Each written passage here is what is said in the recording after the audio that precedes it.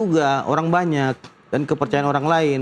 Nah, dia merasa mungkin kalau ada kata keyakinan saya nggak bisa dilapor polisi, belum tentu. Nanti akan diuji apakah dia memiliki mensrea ataupun niat jahat di dalam perbuatan kata-kata dia itu yang menyinggung tentu sholat, ya suku Toraja, ya terkait dengan sholat safar dan lain-lainnya. Seperti itu Mbak Naila.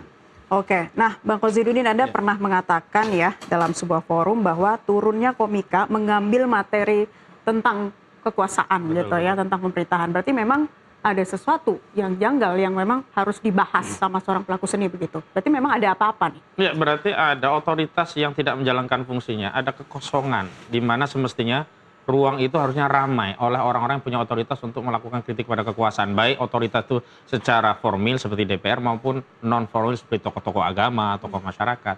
Hari ini kan kita lihat tokoh-tokoh agama, tokoh masyarakat tidak terlalu intens dengan kekuasaan. Mereka saling sibuk ya mengurai tentang perbedaan pandangan di kalangan mereka atau hidup dalam perdebatan-perdebatan private mereka, tetapi lupa untuk mengontrol kekuasaan. Semestinya kekuasaan itu adalah satu institusi instrumen yang bisa menghasilkan kebajikan yang paling besar. Sebaliknya kalau tidak dikontrol juga akan menghasilkan kerusakan yang begitu besar. Misalkan dampak kebijakan kekuasaan, kita kan tahu kemarin ada bencana, itu kan tidak bisa lepas dari policy kekuasaan yang memberikan konsesi kepada perusahaan-perusahaan yang mengelola hutan secara brutal, dan dampaknya kemudian itu menjadi bencana yang hari ini masih dirasakan oleh rakyat kita begitu. Nah, saya melihat harusnya pada sisi tertentu harus ada insentif kepada Komika. Karena mereka telah berani mengambil satu poin, satu diskursus yang sebenarnya bukan tugas dan tanggung jawab mereka dalam konteks posisi ya. Tapi dalam konteks sebagai warga negara tentu kita semua punya kewajiban untuk itu.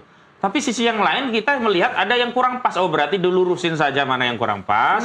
Bahwa ada kritik yang itu harus kita pertahankan. Itulah yang kemudian harus kita berikan ruang kepada Komika. Dan justru itu menjadi ruang introspeksi kepada kita semua, terutama lembaga yang berwenang. Misalnya DPR, misalnya lembaga peradilan hari ini, misalkan MK. Bagaimana mungkin lembaga Mahkamah Konstitusi yang punya putusan final and binding, semestinya dia harus hati-hati, prudent sekali dalam mempertimbangkan persoalan, dan apalagi mau ngambil putusan, tapi bisa ternyata menghasilkan putusan MK 90 yang terbukti juga melanggar kode etik dan disanksi juga para hakimnya. Lalu kemana rakyat ini mencari keadilan? Dan kemana suara rakyat tentang keadilan harus disalurkan? Nah, disitulah Komika mencoba mengambil peran dengan bahasa yang mereka candakan, diharapkan motivasinya kalau dengan bahasa-bahasa sarkasme, bahasa-bahasa majazi, alegori lah atau metafora lah, itu mereka bisa terhindar. Ternyata tidak juga. Begitu kejam sekali hukum kita melihat sebuah persoalan hanya dengan pendekatan hukum. Dan kalaupun kita katakan bahwa hukum itu antara hidup dan mati dan tak akan pernah mati, sayangnya hari ini hukum itu hidup untuk membungkam rakyat dengan dalih penegakan hukum. Pada saat yang sama hukum itu mati. Mati menangkap korupsi, mati mereka yang memperkaya diri sendiri, mati dalam merumuskan undang-undang perampasan aset yang harusnya itu menjadi undang-undang, mati dalam apa? Mengejar para oligarki yang merusak tambang-tambang kita, SDA kita yang dirampas oleh oligarki.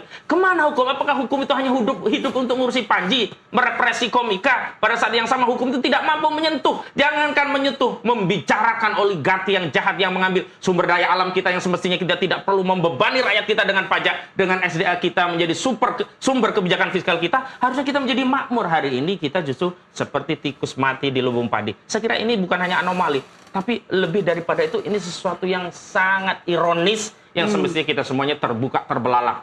Nah, hanya saja bukan berarti saya membenarkan apa yang dilakukan Panji. Tetap ada nasihat, tapi tidak semuanya harus berujung dengan penjara. Karena pendekatan hukum kan selalu seolah-olah pendekatannya adalah penjara. Padahal betapa banyak orang di penjara, tetapi betapa banyak orang pula dengan penjara tidak ada efek jera, dengan penjara tidak pula menghentikan perbuatannya, bahkan menyebabkan korupsi merajalela. Baik, Bang Mitra, sanggahannya dong silakan. Anda tersinggung nggak kalau dibilang memang hukum di negara kita ini kok antara hidup dan mati, bahkan sedikit hidup dan sudah mati begitu? Ya, itu kan pendapat Ahmad Kozidudin sah-sah saja kan gitu. Karena kita adalah negara demokrasi. Tapi yang pasti saya sudah jelaskan bahwasanya hukum kita itu adalah perintah penguasa.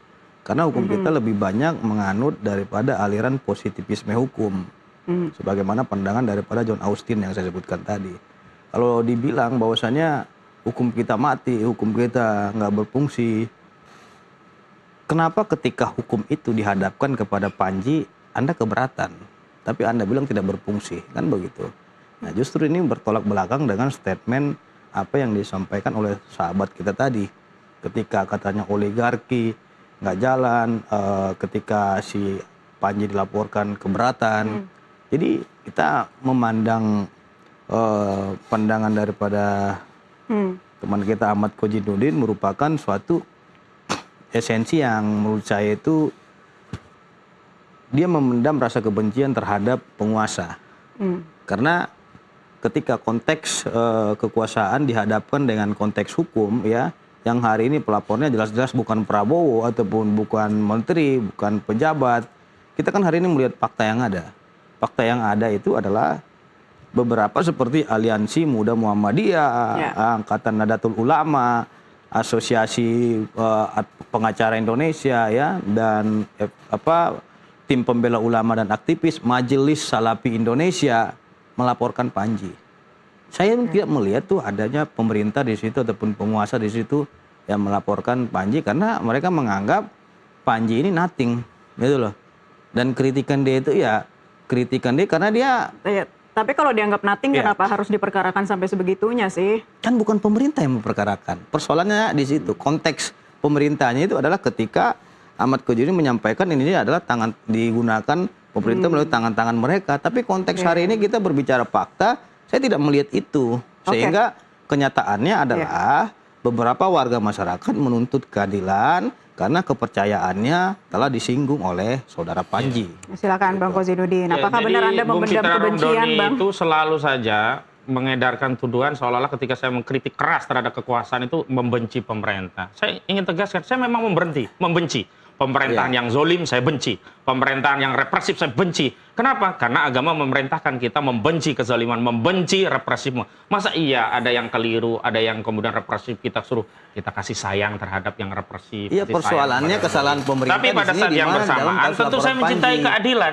Karena itulah kita menyampaikan kritik. Dan hari ini, saya tuntaskan dulu. Saya tadi tidak intercept saudara. Tapi kan saya tuntaskan dulu. Jadi terkait Panji, sini. memang yang kita lihat bukan soal Panjinya, tetapi soal kekuasaan itu bergerak mengendalikan hukum. Dan Bung Pitra yang menyatakan bahwa hukum itu kan tergantung kekuasaan. Nah, itu mengkonfirmasi bahwa hari ini kalau kekuasaan tidak menghendaki, nggak jadi laporan itu. Karena sekali lagi saya tegaskan bahwa yang menjadi soal bukan hanya siapa yang melaporkan, tetapi siapa yang menerima laporan. Yang kedua, kalau tadi sebut institusi, Muhammadiyah sudah membantah tidak terlibat. Nahdlatul Ulama dicatut saja. Artinya apa? Memang sejak awal dia tidak punya legitimasi kalau berangkat sendiri, tetapi butuh narasi legitimasi Islam melalui ormas dan dicatut. Dan setelah terbukti tercatut, Anda harusnya tidak bisa menyamakan tapi suatu laporan polisi terhadap orang tertentu.